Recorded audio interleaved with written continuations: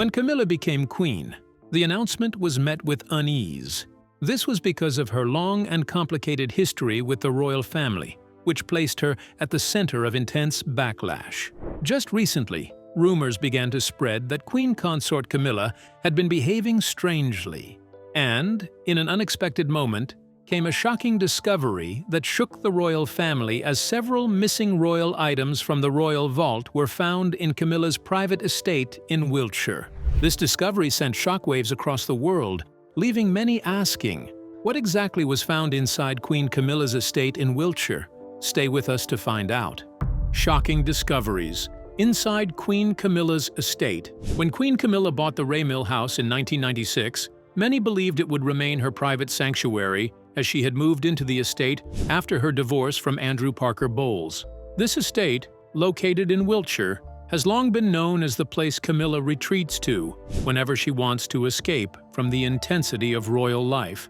The Raymill estate held many dear memories for Camilla, as it was the place she celebrated her daughter, Laura Lopez's wedding in 2006, and also the place that served as the backdrop for her recent 78th birthday portrait. For decades, this estate was seen as Camilla's haven, but then the unexpected happened. Just recently, during Camilla's private charity reception hosted at the estate in support of children's education, a new servant working in the household stumbled upon a royal item on the floor in one of the rooms. Thinking little of it, she picked it up and carefully placed it on the dresser so it would be noticed by the housekeeper later. What she didn't realize was that the object she had handled was no ordinary ornament. It was a missing royal item that once belonged to Queen Elizabeth II herself. Shortly after, Queen Camilla entered the room with Princess Anne for a private conversation. While both ladies were known to keep a distant relationship, no one knows why they were meeting. But what followed next was the loud voice of Anne accusing Camilla of stealing and demanding to know why her mother's royal heirloom was inside the Raymill estate. Camilla tried to calm her down, mindful of the staff and guests in the house, but Anne continued shouting to the hearing of everyone and called Camilla a thief. Suddenly, a security guard entered the room, and Princess Anne warned Camilla sternly never to touch anything that had belonged to her late mother. And then she told Camilla that even if she wore the crown, she would never be seen as a true queen. Anne walked out of the room just as Prince William walked in. William had been called by a guard who had overheard the heated argument happening upstairs. Social media is awash sometimes with lots of rumors and misinformation, so we have to be a little bit careful who we... Camilla and Prince William barely exchanged words, and it was reported that William left the room in less than 30 seconds. The events of the day were not called off, as everything still went ahead as planned. But it was clear that there was a change in the look on King Charles's face once he heard the news. Yet, trust the royal family to keep the secrets of the crown within their walls. No one said a word until the very end of the event. A family meeting was later held behind closed doors inside the estate, and Anne's voice could still be heard shouting at Camilla, even after King Charles asked everyone to maintain a calm tone. No one outside the room knew exactly what happened next, but it was reported that a quiet search of Camilla's Raymill house was carried out to see if more royal items were hidden within the property. However, nothing else was discovered. Still, many believed Camilla had hidden the items elsewhere after the recovery of the brooch. The discovery only worsened the rift between Queen Camilla and the rest of the royal family, with Princess Anne taking it most personally. Had never warmed to Camilla. Their dislike of each other was not sudden, but built over years of strain and complicated history. More than once they clashed face to face, with Charles often caught between them, trying to cool tempers and restore peace. Their disagreements could be traced back to a man called Andrew Parker Bowles. In the early 1970s, Anne and Andrew were romantically involved. They were lovers for a time, though marriage was never in view because Andrew was Catholic. And at that time, the royal family had strict religious rules against such unions. It was considered an impossible match. Andrew eventually moved on and began a serious relationship with Camilla, whom he married in 1973.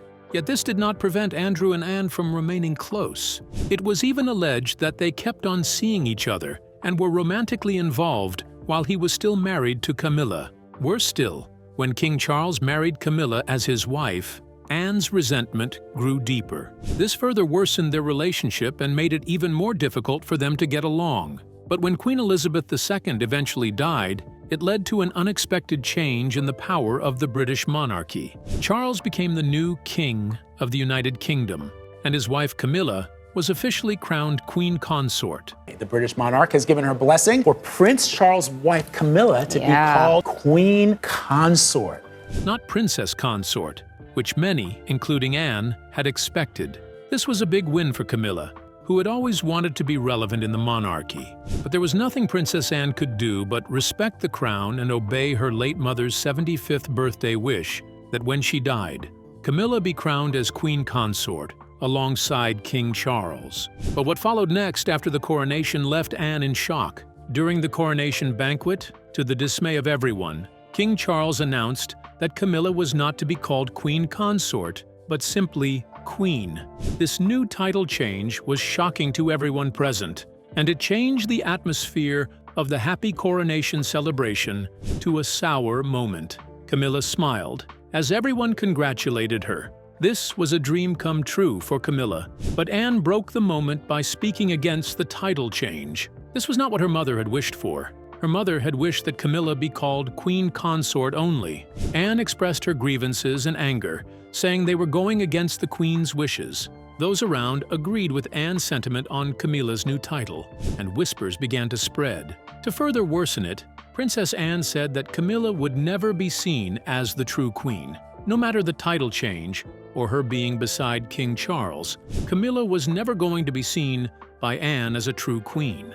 As much as these words were bitter and sharp, they were true, as the discovery in Camilla's estate further revealed that Camilla wasn't a true queen, because a true queen would never steal items from the royal vault for herself. However, this wasn't the first time Camilla had been seen with other people's possessions. Stick with us as we unveil more unexpected moments. Camilla has been seen holding on to things that were never hers.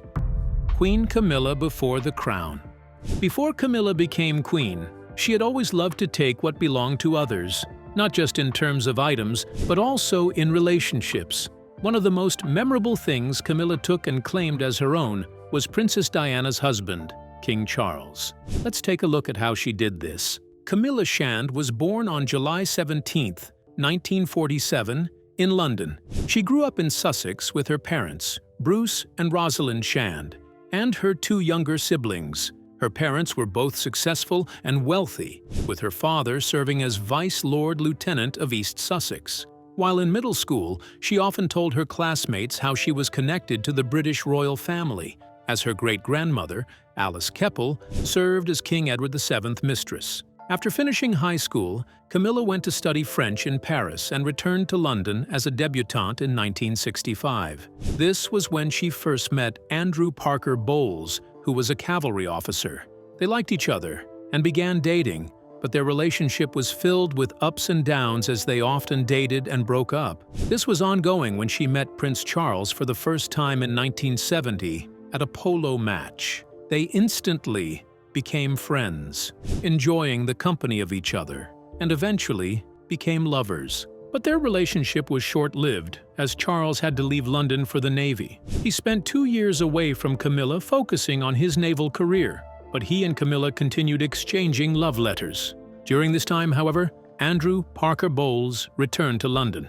Unlike before, he was now determined to make their relationship work. With his steady presence back in her life, Camilla grew close to him again, and soon Andrew proposed marriage. She accepted, and the two were married in July 1973. When Charles heard about Camilla's marriage, he was shocked, as they were still romantically linked. However, this did not end their friendship. In fact, Charles was even asked to be godfather to Camilla's first son, Tom Parker Bowles, which showed how close they remained. Still, Camilla's marriage began to show cracks when she discovered that Andrew was cheating on her. She confided in Charles, turning to her old lover as a shoulder to lean on while she dealt with the pain in her marriage. Charles became her comfort during this difficult time, and it was alleged that they became romantically involved again, since Charles still carried deep feelings for her.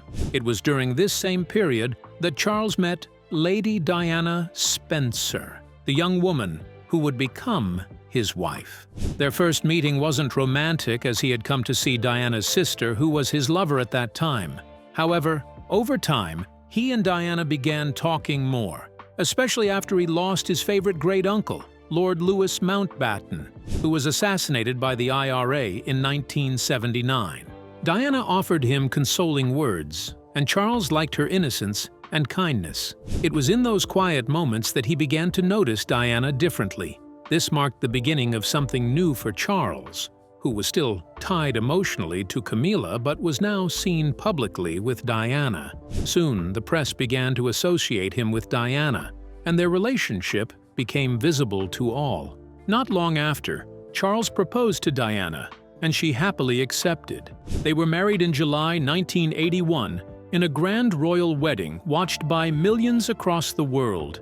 To marry Diana, Charles had to officially end his relationship with Camilla. Yet, he did not let go without giving Camilla a special bracelet with their private nicknames F and G engraved on it. This almost ruined the wedding when Diana stumbled across it just days before the ceremony. But the marriage went ahead as planned. Charles and Diana appeared happy at the start of their marriage, and for nearly 3 years, they lived as a seemingly content royal couple. However, after the birth of Prince Harry in 1984, the visible cracks in their marriage began to show. They had not been getting along, especially as the media turned their attention toward Diana, who had quickly become the most beloved royal. Charles, who had always been used to the spotlight, now found himself overshadowed by his wife, and resentment began to grow. It was reported that this jealous rivalry made Diana and Charles have issues in their marriage, creating a strain as Charles hardly enjoyed spending time with her in public unless it was necessary. Being the heir to the throne also kept him busy, or so Diana thought. While she tried to understand his duties, whispers reached her that Charles was not actually buried in work, but was spending time with Camilla. This was heartbreaking for Diana, especially as she was already dealing with postnatal depression after the birth of Prince Harry. The husband who should have been her support was nowhere to be found, but rather in the arms of a married woman. Camilla showed no shame or guilt. She clung to Charles, ensuring he spent less time with his family and more with her. Despite being married to Andrew Parker Bowles, she positioned herself as Charles's mistress, just as her great-grandmother Alice Keppel had once been to King Edward VII. But for Camilla, being only a mistress was never the end game. She was a woman with a plan. Her presence quickly became a thorn in Diana's marriage. Charles often retreated to Highgrove Estate, which was conveniently close to Camilla's home, making their secret meetings easy. Diana began noticing visible signs that her friends' warnings about her husband's affair were true, yet she felt helpless. How could she confront the heir to the throne?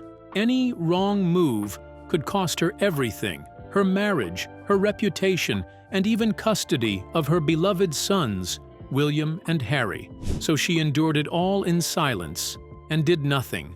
Diana was hurt and betrayed, and eventually she became a shadow of herself, all because of the husband's snatcher, Camilla. But it was this moment of loneliness and betrayal that Diana did something unexpected and shocking. Diana exposes Queen Camila. Diana had watched for years as Camilla's presence gnawed at her marriage. She also saw how little Charles cared to hide their relationship, as he knew she wouldn't do anything silly like spilling the truth of what was happening in their marriage.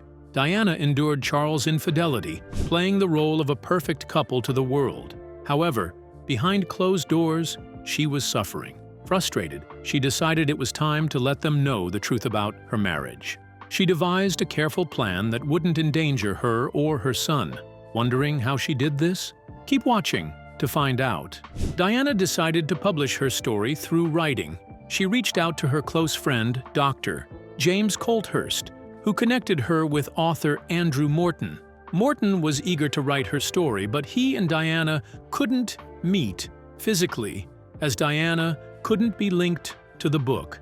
Instead, Diana began recording secret tapes, detailing her struggles, her pain, and the reality of life inside the royal palace. For months, this continued in secrecy until June 1992, when Morton's book, Diana, Her True Story, was released. The revelation shook the world. People were stunned to learn that behind the glittering image, the Princess of Wales was suffering in silence, trapped in a loveless marriage, and betrayed by her husband's devotion to another woman. The royal family quickly called an emergency meeting and asked Diana if she had worked with Andrew Morton on the book. Diana denied any direct collaboration, insisting she hadn't spoken to him. This denial made the palace threaten to sue Andrew Morton for libel.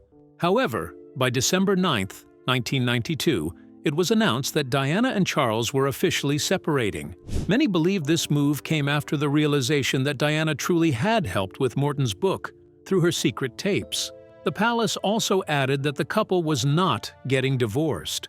The separation gave Charles and Camilla more freedom to carry on their relationship. Though the Queen disapproved, Charles was no longer a child. He was a grown man who could do as he pleased. But in 1993, the monarchy faced one of its most humiliating scandals, one that almost shook Queen Elizabeth to the point of despair: the infamous Tampon Gate scandal. This embarrassing scandal began when an intimate phone call transcript between Charles and Camilla was leaked to the press. In it, Camilla giggled as Charles joked that he wished he could live inside her trousers, even as a tampon.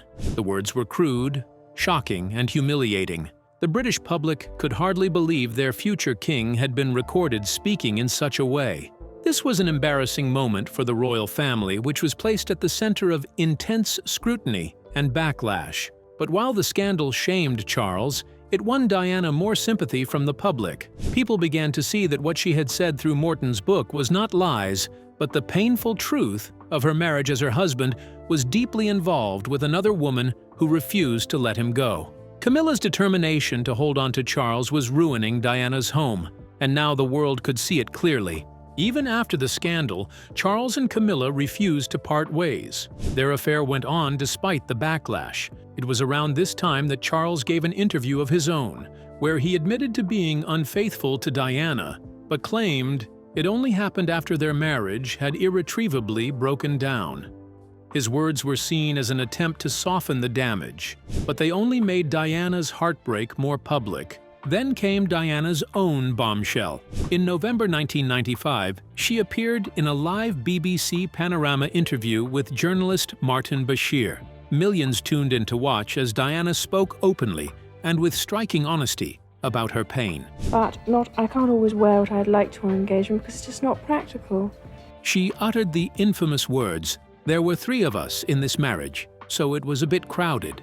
She was directly naming Camilla Parker Bowles as the 3rd woman who had destroyed her marriage. Diana spoke of how she had tried to save her marriage and even begged Camilla to leave her husband alone. But Camilla refused. The interview was shocking, raw, and unforgettable. This interview marked the end of Diana's marriage to Charles. By 1996, they had finalized their divorce and gone their separate ways. Notably, Camilla had already divorced her husband as well. Charles began appearing more openly with Camilla, while Diana was linked to Dodi Fayed, the son of Egyptian billionaire Mohammed Al Fayed. But Diana's brief happiness was cut short. In August 1997, she and Dodi were involved in a tragic car accident in Paris, where both lost their lives after their driver, who had been drinking, crashed in a tunnel while trying to escape the paparazzi. When the news broke, the citizens of Britain and people around the world mourned Diana, the people's princess.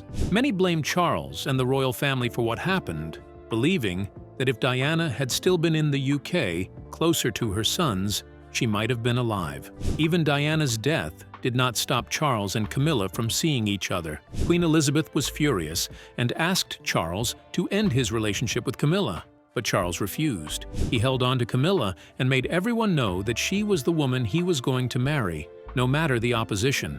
The Queen was pissed off and was unwilling to be associated with Camilla. She avoided attending any event where she might be present. Still, Camilla stood firm at Charles's side. Eventually, in 2005, 8 years after Diana's death, Queen Elizabeth reluctantly gave her approval, allowing Charles and Camilla to marry. Their union was frowned upon by much of the public and by some members of the royal family, but Charles and Camilla were finally happy. After their wedding, They worked hard to rebuild their image and persuade the public to accept Camilla. Camilla's past made her a deeply unpopular figure, and even William and Harry struggled to accept her. Camilla knew Diana's children would never see her as a mother, so she stayed away from acting as their mother. Instead, she focused on rebuilding her public image as she worked with the press to ensure they told favorable stories about her, like how she visited women facing abuse, supported the less privileged children, and orphans. Soon, the press was talking about Camilla's charitable works. I've been actually trying to keep quiet about reaching 3/4 of a century. Painting her as a good woman who was worthy to be King Charles' wife. Camilla deliberately immersed herself in causes that softened her reputation and made people forget her history. Yet Prince Harry would later claim that Camilla sometimes sacrificed him to the press, trading private stories about him to improve her image. Over time, Camilla's devotion to her royal duties was not only noticed by the public, but also by Queen Elizabeth. The Queen came to respect her loyalty and steadiness. In February 2022, during her Platinum Jubilee marking 70 years on the throne, Elizabeth expressed her wish that Camilla should be known as Queen Consort when Charles became king. This wish came to pass after the Queen's death on September 8, 2022. At Charles's coronation at Westminster Abbey on May 6, 2023, Camilla was crowned Queen Consort, but her journey to the top was not built on virtue alone. Camilla only reached that crown after years of scandal, strategy, and by taking the place of the beloved Princess Diana. What do you think of Queen Camilla's history of taking things that don't belong to her? What do you think she must have hidden in her Ray Mill house aside from the late Queen Elizabeth royal heirloom? Let us know your thoughts in the comments section. Remember to like, share, and subscribe for more. Also, click the following video shown on your screen. You will enjoy it.